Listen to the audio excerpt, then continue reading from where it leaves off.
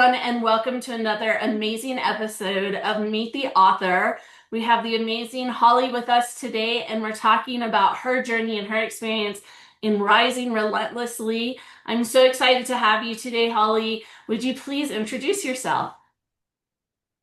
Yes, I'm Holly Bidlack, and I am super excited to be here. I am a mom, wife, nurse, and honestly never saw myself doing an anthology, nevertheless, about cannabis, that's for sure. So, yeah, I'm just happy to be here. Well, thank you so much for spending time with me and just putting your voice out there even more amplified through this amazing podcast. So, talking about you never expected to be in an anthology, yet alone about cannabis, what inspired you to say yes to sharing your story in this anthology? Well, I would say, honestly, it was not a confident yes. I think you know this, Rochelle. So, in fact, I actually encouraged other people to do it. I encouraged my dear friend to do it, and I was kind of like, this would be so great for you. You should do this. And I had shared bits of my story publicly, more surface level, I would say, than anything. But there was this urge probably 3 or 4 years ago where there were more parts of my story were happening behind the scenes, and I was like, oh, and I decided I was going to write a book. And so when I heard about the anthology, I thought, well, this would be amazing to write a chapter, but I'm writing this book, so I'll just keep, you guys have fun with that. But as I got to know you all and got to really read Rooted to Rise, the first book, which was amazing, I realized that this was kind of like a prelude to me opening up because I am a very private person. So it definitely was not a confident yes, but I felt like the divine was speaking to me and I felt very connected to you at Wildly Free.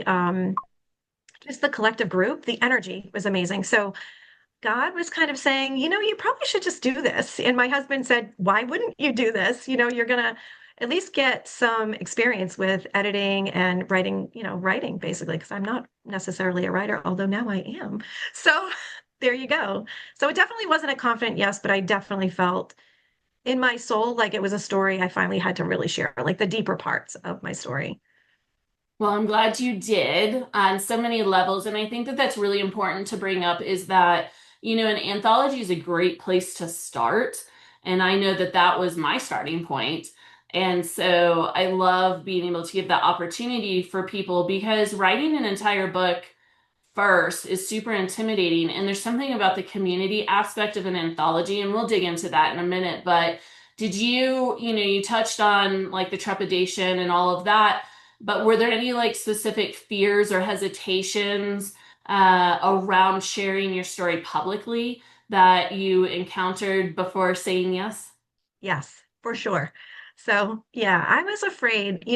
Most of my fear was around being misunderstood, I think, as a nurse and a mom, as someone who's supposed to, have this like all together, be this like professional advanced practicing nurse and still not really having your shit together, if I'm being totally honest. I was afraid. I was really, I don't know if you have to edit that out or not, but just yeah, I love you. And I love this podcast. I love you. I love Wildly Free. You're just amazing. But just showing up for everyone else and really kind of just crumbling on the inside, I felt very terrified of showing that side of me as someone who didn't have it all figured out, that didn't have it, you know, just basically exposing how fragile life is too, I think, in some aspects. That was really challenging for me. And when I considered doing this podcast, I have tissues because I was afraid I was going to fall apart. But thankfully, I don't think we're talking about the actual story, but still, so much of the fears in going through this is very emotional. It is very emotional. And I was definitely afraid of being misunderstood and judged. Definitely. Those are things for Yeah, I me. love that you brought that up because and you touch on this in your chapter. And no, we're not going to talk about the chapter quite yet because that is for them to read. But where you took kind of my words and you said start in the middle, start messy. No part of this journey, no moment while you were writing it was perfect. And I think that that's a huge takeaway that you're still living your life. You're still in your mess. And I think that so many people don't share their voices because they feel like they have to show up perfect. and nobody's looking for perfect. Perfect's not relatable, and perfect doesn't even exist. So why not show up messy, real, authentic? And I think that that was something that, getting to do this journey with you was just always giving you permission.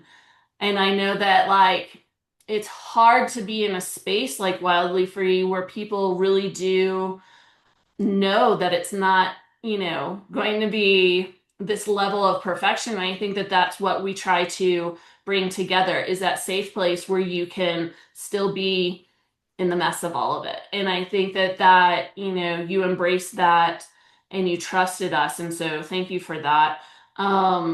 Was there something about the writing process that maybe surprised you? I know you've touched on it a little bit, but what surprised you most about this experience?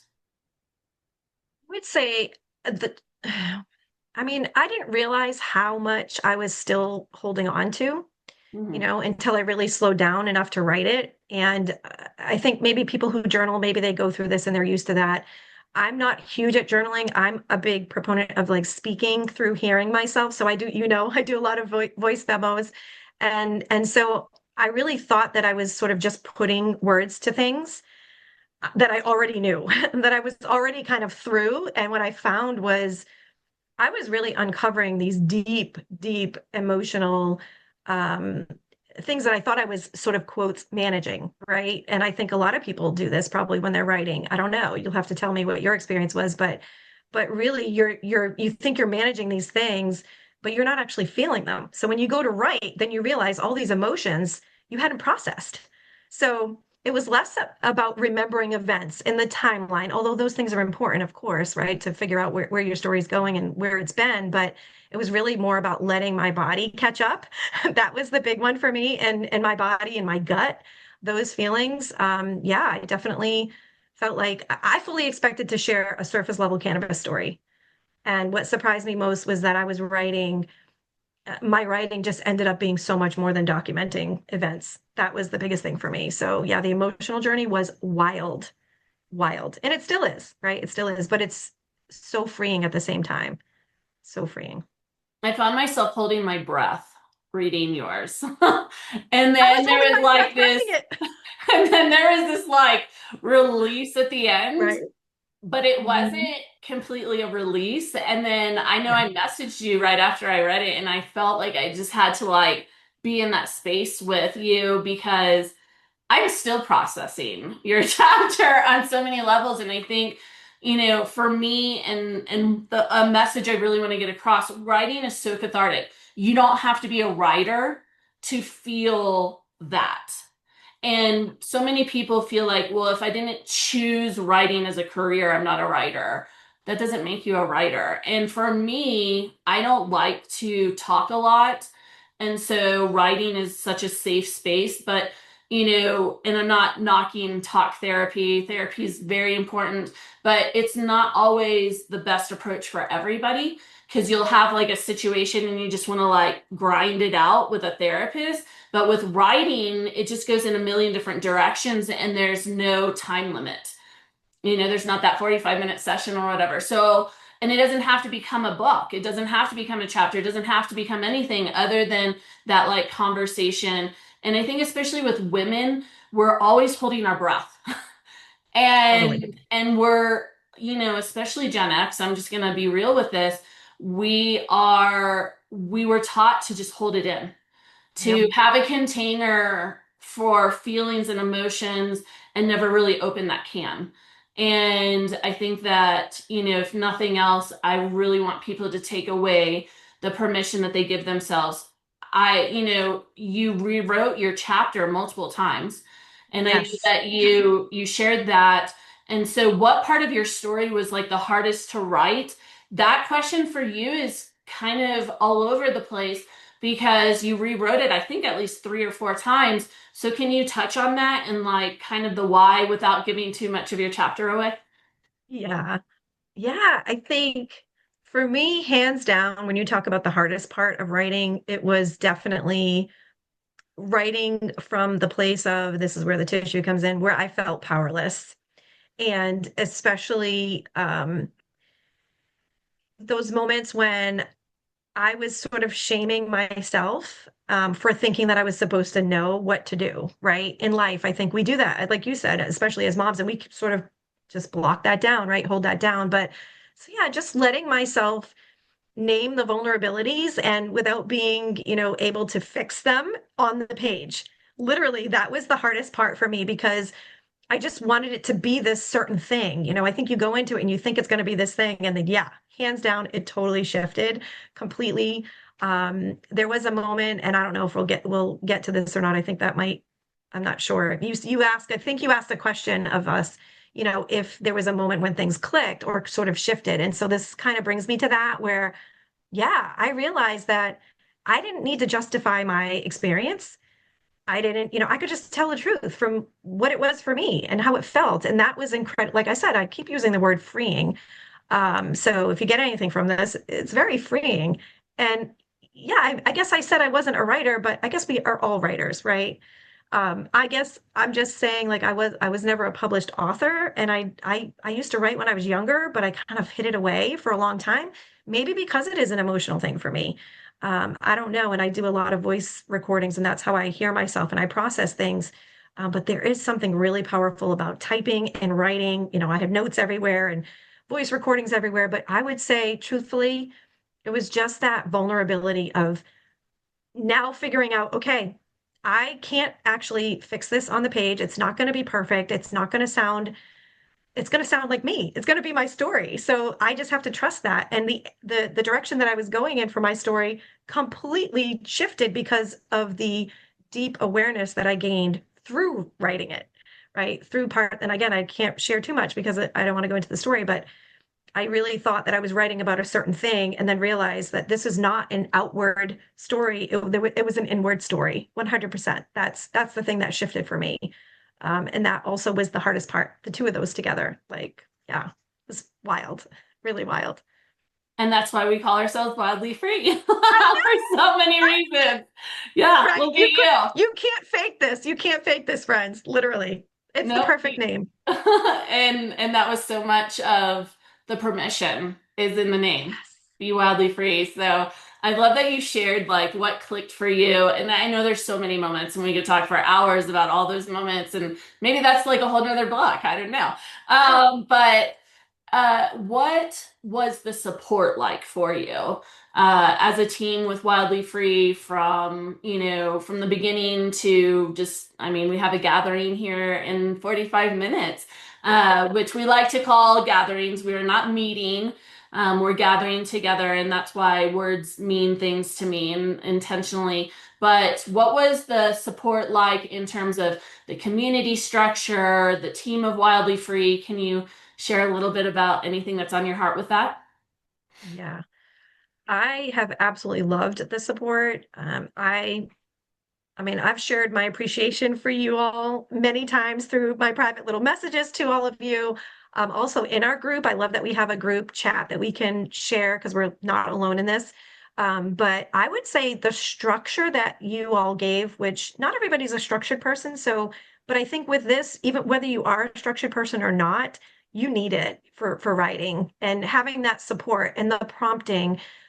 You worked with me early on before I even started out with the chapter, which was amazing. You helped me with my title, like all of it was from just us literally getting on a Zoom and chatting.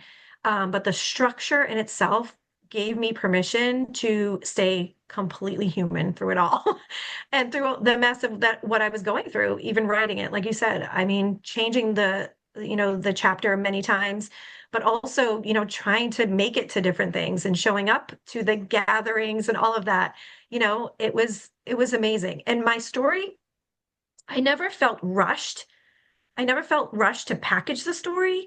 So I felt this was important to just share because, you don't have to be this forced like inspiration or forced. Yes, of course we want to have prompts with, knowing who we're speaking to and what, all of that. Like, what do you want your message to be and all of that? But I didn't never felt like it had to be a certain thing, like it was just a guide. It was like handrails. It was like a handrail going up a staircase for me. It was just amazing. And I felt like you were walking alongside all of us as authors. I know other people had said that too. We've communicated even outside of our chat thread about that and how amazing you all have been. It's really been amazing. And without the prompting, even though I didn't always comment on the prompting in the chat thread, I always took it into consideration and went back to my chapter or back to my thoughts or my voice recordings and listened again and said, "Oh, I see that this is why." And there was one prompt you shared. It was a longer one. I want to say about 2 or 3 months in, that literally changed me completely with the course of where I was. And that was when I really opened up. So I don't even remember exactly what it was, but I just remember the moment, and feeling like, oh, okay, now I see. And that's when the outward journey really turned in. And my whole chapter changed. And I also became less anxious about it because then it just flowed at that point. So it was, yeah, the process has been amazing to work with you all. Well, thank you so much. Yeah, and there's so much of we can't structure the Right. journey. And I think that that's what kind of separates us is that we're not like, okay, we need you to do da da da da da. It's very much author led, publisher supported. And so that's really Mhm. where I half the time I don't even know what I send in that group because it's just on my heart and I just share it with you guys and then I walk away from it. I just know that I'm convicted to share it. And so thank you for sharing that. I really appreciate it. Um, so, this is a big question, but what did you learn about yourself by writing this chapter? I know you touched on it a little bit, but was there this like, I learned this and here's my takeaway and something that you can share with, other people that are maybe kind of nervous about stepping into this space? I mean, I learned so many things. I don't know that I could pin it to just one, but I will for this for this recording. If I did have to choose, I think that you know, again, it just keeps coming up. You don't have to be really resolved in your mess, your shit, literally to be sort of credible of sharing it. And for a long time, I believed that my voice only mattered once I had the answers. Hmm. Right? I wouldn't speak up even if I didn't have the answers because that's just part of who I am oftentimes. But writing this chapter has shifted me and taught me that the truth lives in the process. That literally is it. And it's in the mess of it all. I mean, we use the mess word a lot. I think it's in my chapter, I'm sure at least more than once, probably. But I'm allowed to speak and share and write, even though I'm still integrating, even though I'm still recalibrating and I'm still remembering and learning, right? That to me, I think is what I've learned the most is that, yeah, I don't have to have things resolved because I am still wildly in the middle of it all. But my story is credible and it's my own and it's relatable and it's going to help and it's going to make an impact. So I've learned that about myself. Yeah, that I don't have to have it all figured out. That's a big deal for me. It's so funny. I know I've said this now 2 or 3 times on here already. And I'm just realizing it as I'm sharing this with you that that is such a big thing to me, apparently. Didn't know until kind of going through all of this with you. So that's And it interesting. never ends. Right. So many people think it ends when you're done with the chapter or it ends after the release of the book. This is an investment. This isn't a one and Mhm. done. This is a lifetime legacy, a lifetime experience. And that leads me to my next question of like, what do you hope readers take away from your chapter specifically? I hope that when people read my chapter, they feel less alone, like completely less alone in their uncertainty. I just shared that I had a lot of uncertainty, but I also feel like I hope that they get this I hope there's less pressure for them to have things figured out and more permission. You talked about permission. That's like what I'm all about, right? Giving people permission to really listen to themselves, to their bodies. And I feel like we do. We forget over time because there's like the noise, there's social media and there's politics and there's so much happening in the world. And we truly do forget to listen to our own bodies and the wisdom that it's trying to share with us. So, yeah, you don't have to be certain to be sincere and to share this. So, me sharing my story, I'm hoping gives other people, you know, the conviction that they can share their story too. Mhm. Yeah. And there's lots of stories. And one of the things about being in an anthology is narrowing down what you want to share. And even, from personal experience, writing a memoir, I knew with the very first word that it was one of, it wasn't Yeah. the only. And I think that like permission giving of perfection, of you're not going to get it all in there. And even after like my memoir was published, I was like, oh, I could have put that in there. Oh, I could have put that in there. And that's part of the experience. Like just know that when you write, whether it's for an anthology or a personal book, it's not all going to be in there. Right. And that That was that really hard for me. That was so hard for me. You I know know that's that. why I brought it up I because know. that was hard for everyone, but you Okay, good. specifically, I'm calling you out because it's kind of that, whatever amount of word count you get when you're in an anthology, we open it up a little bit more for our authors because we realize that it needs to. But sometimes you're like, how do I get this all in 3 to 5,000 words? How do I get this, but that's part of the experience. And so you were in a collective book, and we've touched on the whole writing alone aspect of it. I love that you're writing your book still. What specifically you touched on? Yeah, let's start with an anthology. What did that do to shape your experience that maybe you're feeling better about going into your own book now? Think that the process of writing collectively was really powerful in that I definitely feel like it softened me, if that makes sense. I am a private person, definitely, but those closest to me know me. Like I share my heart with those that are closest to me. It's like on my sleeve, right? They know. But I hadn't really shared all the challenges all at once, like all together, put together. So it made it so much more real Mhm. sharing it in that way. So, and as a group, there was this quiet sense of humanity that sort of carried me through. And it reminded me that, healing's not meant to happen in isolation, actually. There is a lot of inward work that I did for sure, but that we were collectively on this journey.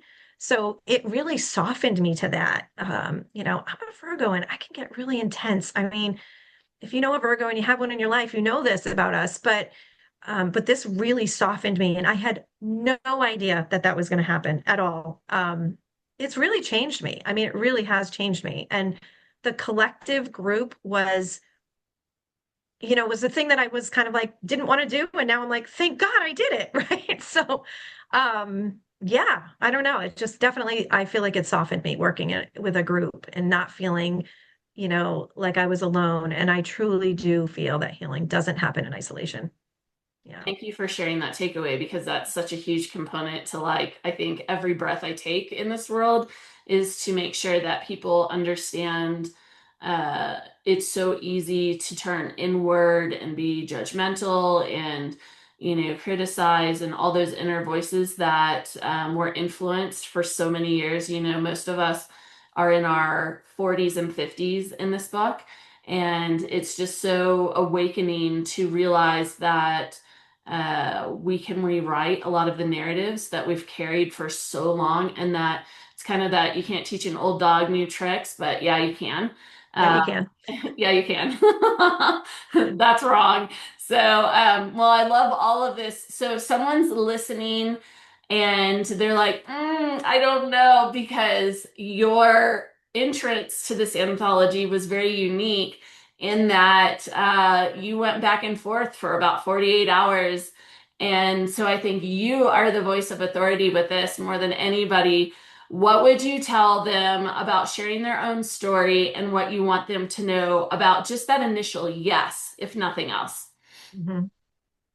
I would say one of the things, and this is not scripted, but it just came to me, a lot of this, I just wrote down some notes about how I felt about all this when I knew we were going to do these podcasts. But if you're feeling like telling your story, even the tiniest bit is going to bring some sense of relief rather than performance, because again, if you're trying to do this to perform and be like this, whatever, like that, I would say just the relief alone from this, the freeing part, let the wildly free, right, is enough to say yes. So you don't have to have that perfect arc or lesson at the end. Although some of us have some lessons throughout our stories, right? I've now read I'm down to one last story and they're stinking amazing. But yeah, just knowing like we learn how to sort of I don't know, we can reimagine ourselves through our stories, but just knowing that if you are feeling that you might even potentially have some relief at the end of this, go for it. Because that little inkling was what was like, oh, maybe I should, maybe I should. And my husband actually was the one that told me, this would be a great practice for you, don't you think? And I was like, practice, but what does that really mean, practice? So then I started to digest all that. But I really feel like for people that are even considering it at all, an anthology is a great way to start. I mean, I think, I want to work with you to do my book, my full book, right? Because now I just know how amazing you are. But working in a collective in an anthology and having that togetherness is amazing. And just knowing that there may be some relief at the end if you've been holding on to some of your story, just jot a few notes down. If you feel like, you know, wow, it would be really free to kind of be able to release some of this, Mhm. say yes. Say yes 100 times over, say yes. Because it is so freeing. Yeah, that would be my message. And it's cheaper than therapy. Yes, it is. If you crunch the numbers, so many people are so like, what's my return on investment with all of this? And I'm just like, think about how much money you spend on that cup of coffee that's going to make you feel better, or that therapy session, or whatever your avenue is. And that's really what it comes down to. And then it's a lifetime legacy. You become a published author and you get to share that forever. Like Right. nobody gets to take that away from you, no matter what the topic is. And Mhm. something that I related to, even writing Rooted to Rise, I struggled with the word cannabis because I was so focused on like CBD, that that was my comfort zone for 9 years of talking about it, educating about it. It was just, that one cannabinoid.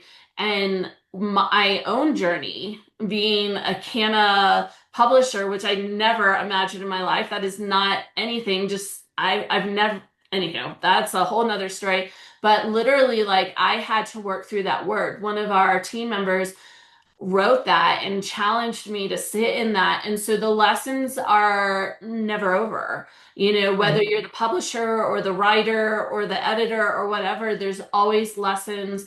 There's always opportunities, just like kind of rolled out like a red carpet waiting for us to walk down it. And so since I've had the privilege of reading your chapter and without giving much away, I know so much of this entire experience, and so much of what you shared and you wrote was a lot centered around your daughter, and a lot, being a mom of four myself and going through mental health things with my own kids, and just now starting to unpeel. I just wanted to share that I felt so seen in your chapter and all the things that have led up to this podcast as well. But I want to ask you the unscripted question: if you could go back to Holly before she became a mother, because becoming a mother is something that is not talked about enough.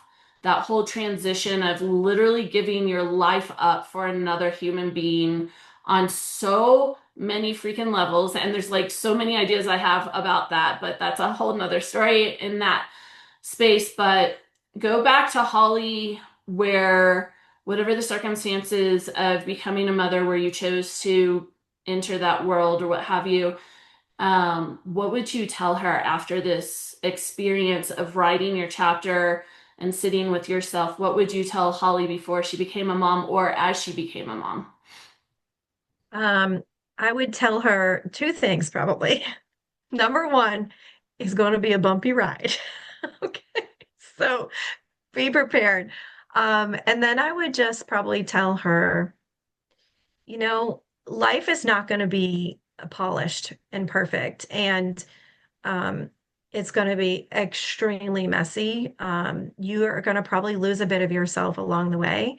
And I have the tissue in front of me, but I'm not reaching for it because I'm going to be so, yeah, this is hard for me because life is going to be bumpy. It's going to be hard. And when you become a mom, you do lose a lot of yourself. So, Holly, make sure you're finding ways to stay in touch with yourself along the way. Make sure you're checking in with yourself, make sure you know who you are and surround yourself with the most amazing people, which I have done. I'm so grateful and blessed for that.